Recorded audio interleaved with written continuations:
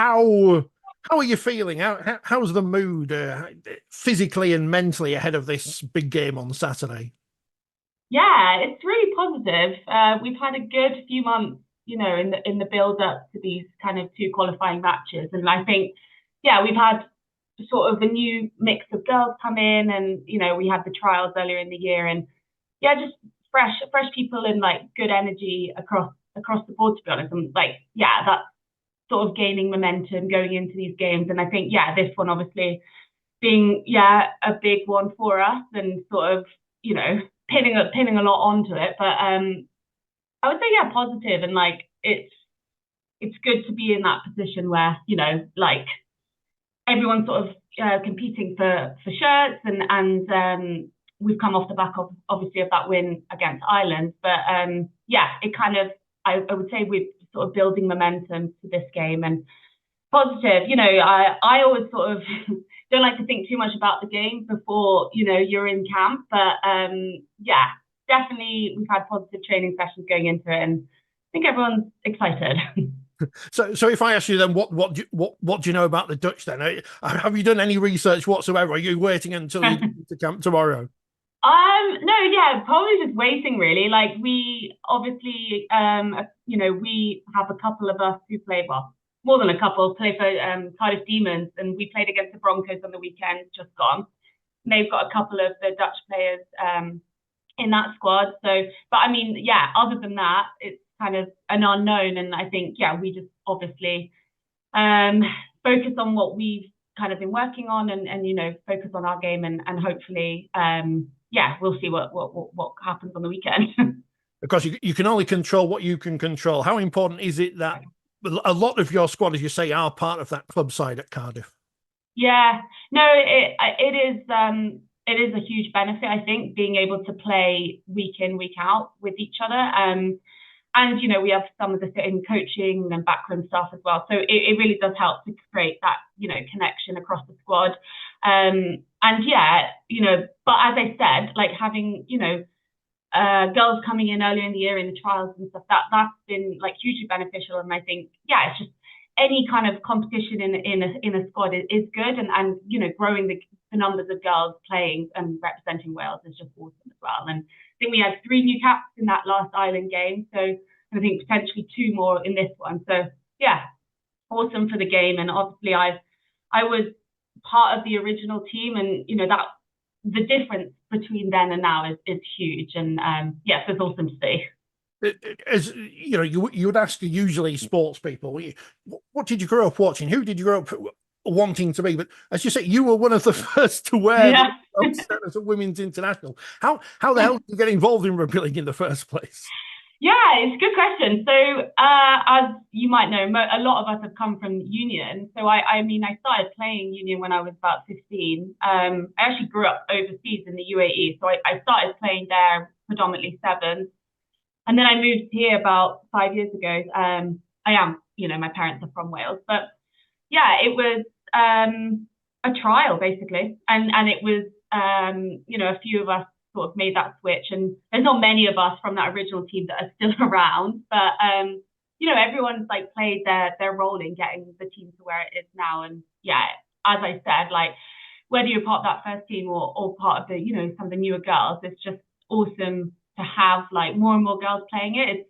I love like I mean, we both of us still play union as well, but I love having made this switch. Like it just suits my game style a lot better. And I love the collisions. I love the kind of like pace of the game. And yeah, so for me, like since that first match, the reason I've stuck around is just, yeah, it's just like an awesome sport, but also, the program, and the coaching, and sort of the path that we're on, to get to that World Cup is just like, why wouldn't you want to be part of it? It feels weird to say because, as you say, the first game was played in 2019. Do Yeah.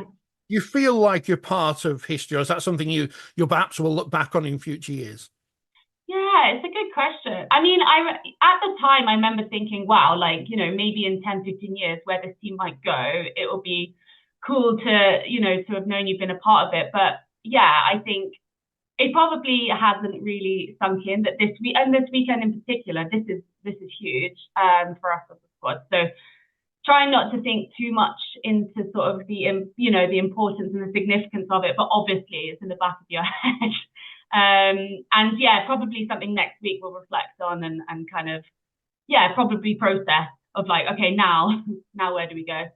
Not that we officially know where the next World Cup will be held, of course. You don't True, know. yeah. We've got an idea, but we're not quite sure exactly potentially where you'll be going. There's a lot of talk this week about the how much money the England men get paid or don't get paid to represent their country. I'm assuming that you as a group are doing it for the love of the sport and everything, but how does that fit in with real life? Because when you last played for Wales, you picked up a serious injury. How does that then impact life on a day-to-day basis?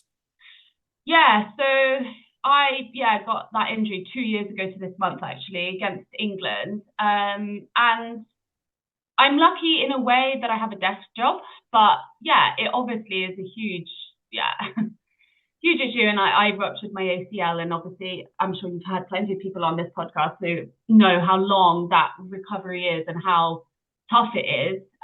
Because a lot of it, like you said, we're not in a professional setup yet, and so a lot of it is down to the individual and like I said, love the game. And for me, it was always targeting these games. That was my goal, is to sort of get back and get selected for this. But yeah, like all of the girls, the commitment is insane. Like we have to fit it in around family life, but also obviously also work and putting in the sessions in the gym, on the pitch, training camps, and then making time on our weekends for all the Wales training camps and stuff.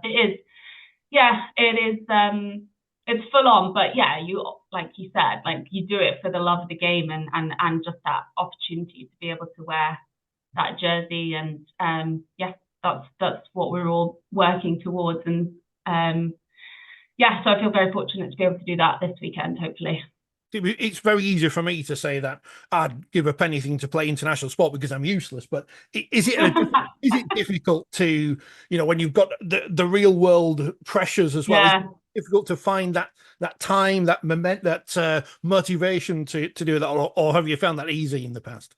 You know what? I definitely think that this injury, so I've been fortunate in that this is sort of my first long-term injury, and it's definitely given me a whole new perspective on my sort of love of the game. I think, as I said, I've played for 15 years, and I found myself almost going through the motions. Like I loved it week in, week out, but I was sort of in, I didn't know anything different. And then when that's taken away from you, and you've got 2 years out and all you've got is gym rehab sessions, all you're picturing is being able to play again. And I think now, for me, like, a totally different perspective. So every game is sort of you don't know when your last game will be, as dramatic as that might sound.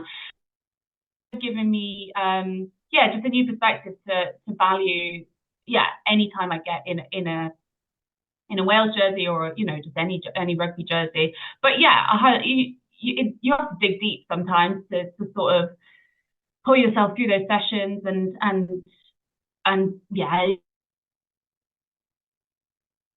with ups and downs. It's never a linear thing. So in those roller coasters, you do really have to sort of lean on friends and family and teammates as well to sort of help you pull through. But I would say it was a horrible time in a way, getting injured and having to sort of take this time out. But it's definitely made me value, like rugby and how important that is to me. And it gave me I had such a focus to try and get back to these games. But it's not easy, but it's worth it, obviously.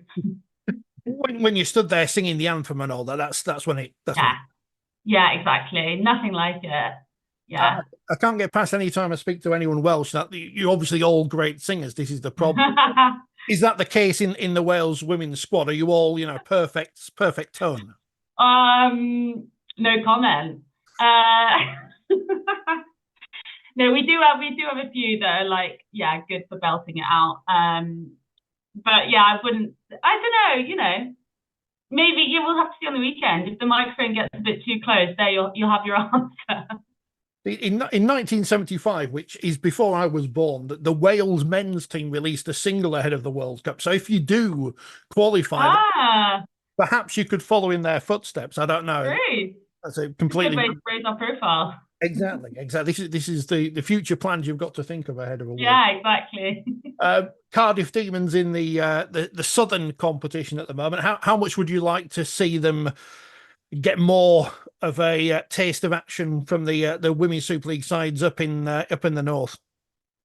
Yeah, no, I mean, we had a taste of it, I suppose, in the Challenge Cup. Like that was awesome for us, and just to be able to play competitive games more regularly is invaluable for for all of us in our rugby league journey. But obviously also helps, yeah, feed into sort of the international setup. But yeah, it was, we had a couple of good games. We obviously lost to Wigan. And that was amazing. It was, a brutal game, but a great game to be able to be a part of. And it just shows the sort of standard of where, we want to get to. I think, yeah, again, like our trajectory in the last 3 years with Demons has, been positive. But yeah, it's playing against those teams shows us where we want to be and what level we want to compete at. And yeah, I mean, yeah, this season is the first opportunity I suppose we have to do that. So yeah, let's see how the rest of the season goes. But yeah, it's been the better teams you play, the better the standard of us as a squad goes. So yeah, really enjoying it at the moment and great to be back in the mix. We're talking about an international team, which, as we say, is only 5 years old. The potential for women's rugby league in Wales, where do you personally see it?